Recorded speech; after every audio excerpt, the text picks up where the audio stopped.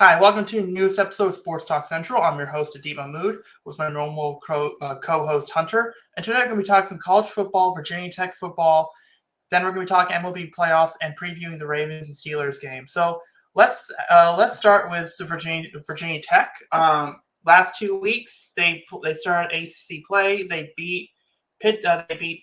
They made it a game against Florida State. They actually look like a competent team. Like they are not.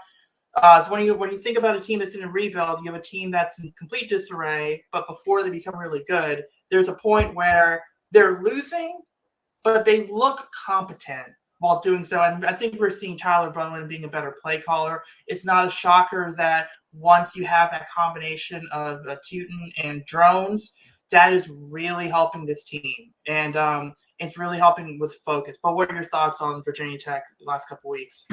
Yeah, I mean, last week was probably the best I've seen the program look in 3 years. It was a beautiful offensive game plan. They ran the ball very effectively. They also passed when they needed to. It was a nice mix. I thought the defense, they only gave up 14 points. And I know Pitt stinks. They're probably the worst team in the conference this year. They moved Jerkovich to being a tight end now, which is hilarious in itself. And this week, bad start. Brent Pry took responsibility for it. But indeed, I loved how they didn't roll over and just quit. You chipped away at it. You get the 3. You get the touchdown. You get the kickoff return for a touchdown from Teuton.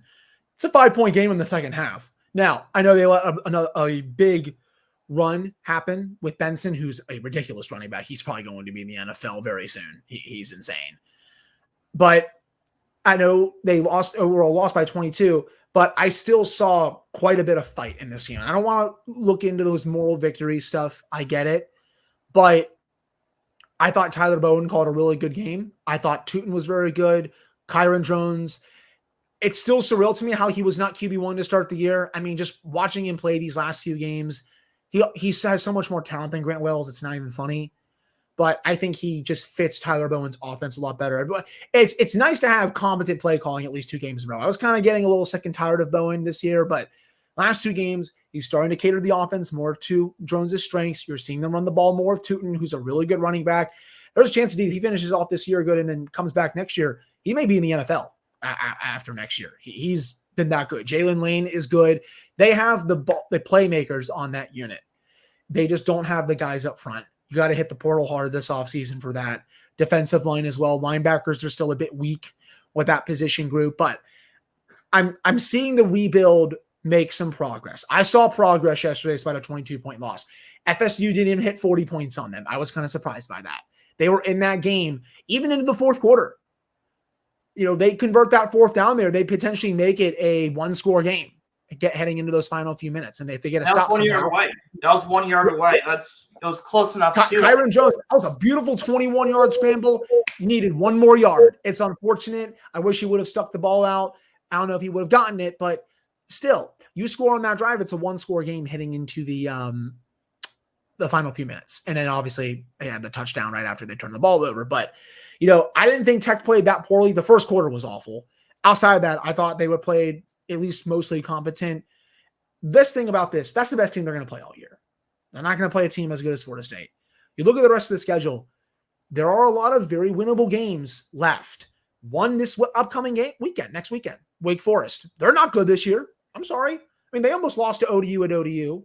And they haven't looked that good in ACC play. That is a winnable game. You have other games like NC State. I don't think NC State is that good. You have UVA. You have Boston College. Right there, those are 4 pretty winnable games, I think, for this program, in my opinion. Louisville game, it's semi-winnable, but they'll probably lose it, I think. But Syracuse comes on a Thursday night. Syracuse is not bad, but it's at Lane on a Thursday night. I think Virginia Tech can maybe pull off a small upset there. There are winnable games, and if this offense can keep making progress and Kyron Jones can look more comfortable, they can still win some more games on this schedule. It's very unfortunate, though, that Ali Jennings is not here for any of these games. I would love to see the offense with him in it because I think it would be looking even better. But I still saw some progress this week after the win against Pitt. It's funny how when you cater the offense to the strengths of your quarterback and you lean into it, it makes the offense flow that much better. I think, look, Grant Wells has his moments, but he seems to be more of a traditional quarterback. Kyron Jones seems to be more of a modern quarterback. I mean, well, I think like you said, he fits the offense much better. And I think we have Kyron Jones for at least another year, at least 2 more years. So I think we found our QB1. And I think here's the thing: they have to after Kyron Jones leaves Virginia Tech, as long as Bowen and Pryor there, that's the model of the quarterback they should go after. Tuten should be the model of the running back they should go after. That is basically what should happen. So I think Kyron Jones doesn't keep them competitive. Look, as an Orioles fan, I've seen it. I've seen a rebuild. First, like I said, it looks bad.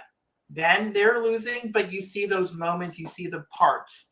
And I think that's what we're seeing in Virginia Tech. Now, they also play in an easier conference, so it's not like they're going to get blown out. And obviously, when Stanford and SMU come to the ACC, which is also really weird because they got to call it the All Coast Conference, not the Atlantic Coast Conference. Yeah. So so the conference is right there for the taking. And Brent Pry, we're starting to see what his master plan is. But like you said, the offensive line needs to have a major improvement, especially if you are going to be dependent on the run. Let's talk about the other stuff, other events in college football. Obviously the big one, Colorado beat Arizona State. USC barely holds on, which was also weird because the field goal their defense stinks. Yeah. Like they can outscore opponents, but they can give up points just as easy. Oklahoma beats Texas. And then I don't know Miami. I don't get. Okay, so what's your take on it? Okay, so here's my take on it. They had no timeouts left. It's 40 seconds left in the game. All you had to do was take a dang knee, and at worst, they have the other team has 2 seconds. If you punt the ball, they have 2 seconds. You cannot just pooch punt it out of bounds, or take the snap, run backwards, and slide. That's all you gotta do. No, like honestly, yeah. Like and yet, not only did they not do that, they fumbled the ball. And someone brought up a clip on Twitter about Mario Cristobal in Oregon. He did something similar, but maybe not in the fourth quarter, but it was like at the end of the first half. But okay, you fumbled the ball. All right, that's fine. At the very least, stop the other team from scoring, because you didn't like fumble the ball and then they were immediately in field goal range. You let them score, not just a field goal, a walk-off touchdown on a 50-yard pass. Why Miami does not have 3 linemen up front and everyone else back, the last thing you need to do at that point in time in 8 seconds is allow a touchdown. They have no timeouts. Close off the middle and have them close off the outside the 20 and have them play within the 20 and have 8 guys. I don't understand. It was a comedy of errors. How was he so wide open was my question. I don't understand that. He was wide open for like 5 yards. Again, you got to play 3 linemen up front and everyone else back. I don't. It's like you want to throw in put in like an offensive player, do whatever. I just don't. That was just comic. Like, look, you have bad calls, and then you have that, and again, Miami, that is just not going to fly. But was there any other games that you saw that were noteworthy in college football? The Red River rivalry game was so much fun. Like I love seeing those 2 teams go at it. It's gonna stink, man, when these 2 teams go to the SEC, because are they still gonna have that each year? I don't think so. I don't know. I think now that they'll be moving to the SEC, I don't know if they're gonna have a neutral site game when they play. I might be wrong on that, but if that was the last neutral site game, and I really hope it's not, what a way to go out. That was such a half the stadium is deflated. The other one is elated. It was the field goal, and then Dylan Gabriel just drives Oklahoma down. Great job by Brent Venables this year, by the way. Oklahoma is a contender for the college football playoff. They're playing really good football. Texas, not back, kind of back. I mean, it was just a really back and forth game. I think Texas is still really good. They beat Bama at Bama. They'll still be a contender for the playoff as well, but that was such a fun game overall. Then Alabama beat A&M at College Station. That was fun. I mean, that was a good game. Looks like they've turned some things around, which I don't think I'm that surprised because it's Nick Saban. And then Georgia doing Georgia things. It feels like they're never going to lose a game. But now that I say that, they probably will. But good weekend of college football. I saw the Colorado one, so that's good for Deion Sanders. Shedeur Sanders came over there and flexed his watch to the crowd. That was funny. But that's really all I noticed, to be honest. Sure. Yeah, so let's move before talk Ravens Steelers. Let's talk with the rest of the NFL. Burrow and the Bengals are struggling. They are drowning at this point, and we don't know if Higgins will be there. The scary thing is if the Bengals crap the bed for the remainder of the season and T. Higgins walks, are they going to be in position to draft Marvin Harrison Jr., or do you think he's going to be a top 3 pick no matter what? I think he's going to be a top 5 pick in the draft. But do you think the Bengals would take Marvin Harrison Jr. if the Bengals? If they have the chance, they will. I think so. I mean, if T. Higgins walks, you can just replace him with Marvin Harrison Jr. Him and Jamar Chase, I mean, that's just not fair. Like, come on. And don't put that evil on me, by the way. That's gross. I don't think it will happen. I don't think it will happen. I think there is a good chance that, let's talk about the horrific news bears, because let's not even call them the bad news bears. Let's call them they stink. Yeah. And first of all, here's the thing. The Commanders, how do you lose to the Bears? Their defensive coordinator might have legal issues. Yes. That franchise is a mess. It's just an utter mess. They finally traded Chase Claypool. At least they got that out of there. That's a huge W for Omar Khan at this point. They didn't even get anything for him, but they put up 40 on the Commanders. I think their fans are starting to turn on Ron Rivera now, by the way. That's not good, to say the least. But, it's good for the Bears. They finally got that monkey off their backs. This Bills-Jaguars game is some ugly. Ron a little bit. I think Magic Johnson turned on Ron a little bit there as well. Right. Yeah. I think their fans are just kind of tired of Ron Rivera. Yeah, he was a coward in that game. I don't know if you watched it. Multiple 4th down plays. He's just kicking field goals to make it 2-score games. I'm like, buddy, what has happened to you? Are you going through a midlife crisis right now or something like that? I just don't know. But I've been watching this Jaguars-Bills game. It's some ugly football, but still a pretty close game. Josh Allen hasn't looked that good. They also have a lot of injuries right now, which is not helping, to say the least. Yeah, I mean, obviously when the Jaguars and Bills play, you always got to watch out for the Josh Allen is being sacked by Josh Allen. Yeah, but no, the Bears just look like a dumpster fire of an organization. I feel so bad because if Justin Fields is not their quarterback next year, I feel so bad if it's a Caleb Williams or because I honestly think Caleb Williams could potentially pull an Eli Manning. If the Bears are the number 1 overall pick, I could see Caleb Williams saying, no, do not draft me. I could see him pulling a John Elway, where John Elway in the 80s, I think of John Elway when they were the Baltimore Colts, he did not want the Baltimore Colts to draft him. I think he even threatened to play baseball. So obviously then he went to the Broncos and everything else. But I feel so bad for that team.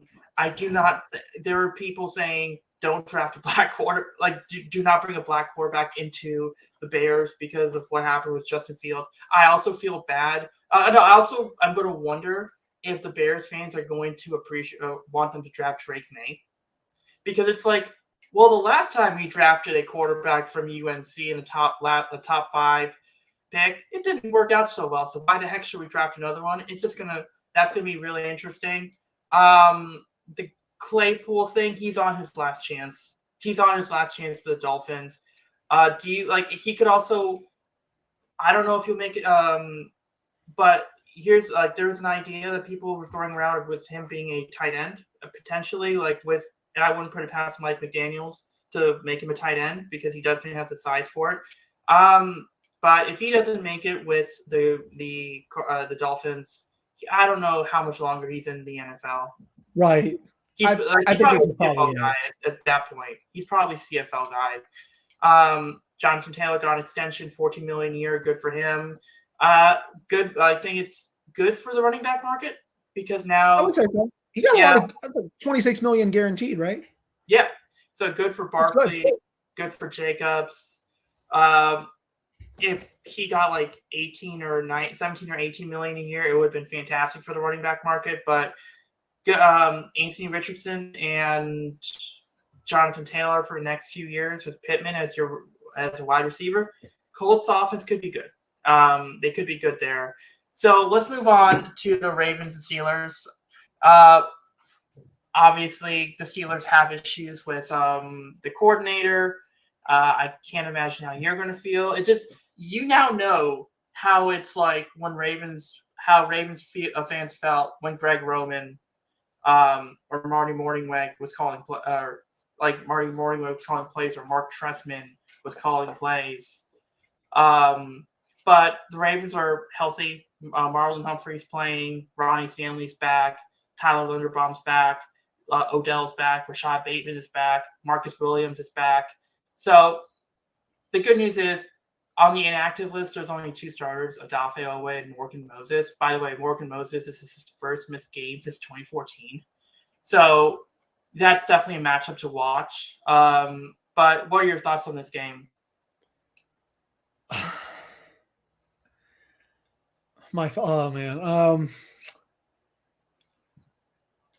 I'll give it the over under of 2 minutes before a fire Matt Canada chant starts out. Kenny's playing. I mean, he's not going to be at 100%. He has that bone bruise.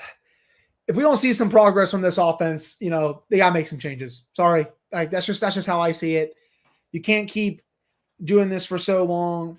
I do like how the Steelers usually play against Lamar Jackson. He doesn't have a good record against them, but he also hasn't played them that often, so I can't really use it that much. But the Steelers know how to defend him better than most teams.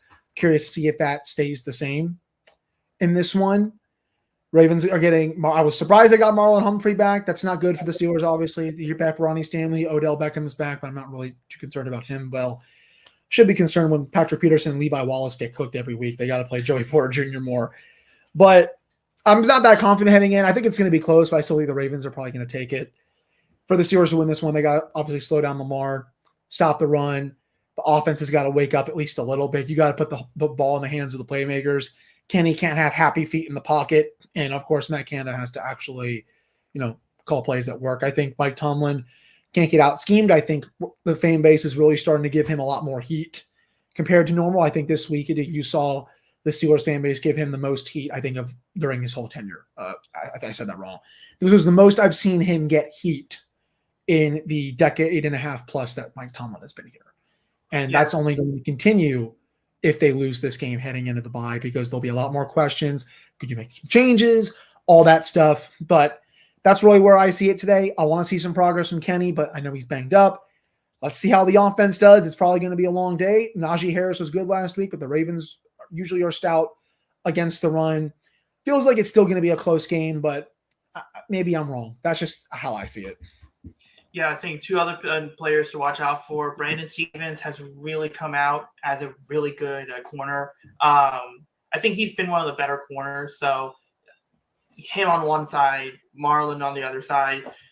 Rocky Yassin's been solid. So their secondary's been good without Marcus Williams and Marlon Humphrey. So it's going to be tough. The other matchups, Zay Flowers is definitely someone that Terrell Austin's going to have to make sure the defense knows where he is. Because if you allow Zay Flowers to handle screens and end arounds and allow him to go deep, that's going to really push the boundaries. And he's at every he can do a lot of things for you. And if Zay Flowers is given 15 touches and he gets over 100 yards, he could be a nightmare, and he could be a nightmare for this defense. So that's the matchup I'm looking at. Obviously, Mark Andrews.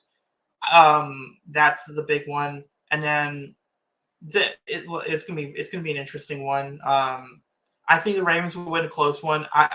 I'm at this point, you cannot predict a team Ravens Steelers game where one team blows the other team out. It's not going to happen. So we'll talk about the MLB playoffs for a few minutes now. So let's talk about the ALDS. Rangers beat the Orioles 3-2. That was a very close game. Astros beat the Twins.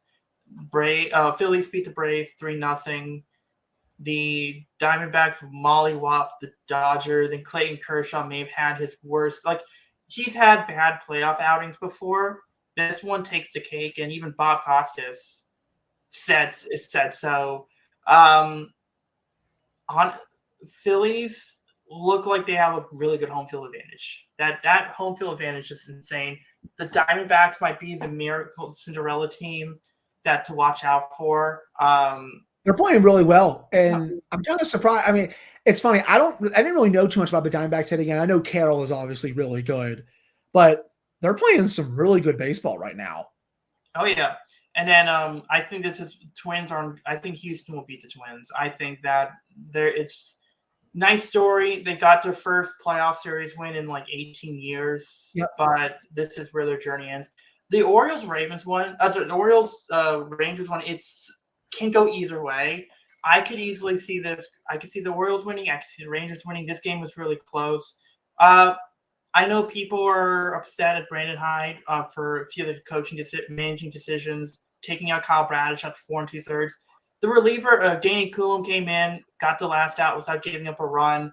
You never know in that situation if you kept a starter in and he gave up a run, especially in the playoffs, it definitely hurts more. So I understood that decision. Adam Frazier pinch hitting for Westberg in the 4th. The only thing I could think of is Dane Dunning coming in. That was the best matchup for Brandon Hyde, and he really needed to put Frazier into the game at some point. Then there was the Gunnar Henderson. He tried to steal second in the 9th inning, got thrown out, but there's a little conflict there. Was it supposed to be a hit and run? Was he told it was a hit and run? Because you could tell he was looking at home plate as he was stealing the base. The Orioles shot themselves in the foot multiple times. I think if they clean it up, now part of it could be the rookies. This is their first playoff game. If they shake off the rest a little bit here, I could see them beating Jordan Montgomery, but we'll see what happens. Next week, we're going to still end the show, and then this is a bit of a shorter episode, but next week, we're going to continue talking about the MLB playoffs. We're going to talk about review NFL Week 5, and then some college football as well. Yeah, we'll have a longer show next week, and we'll talk to you all then. All right.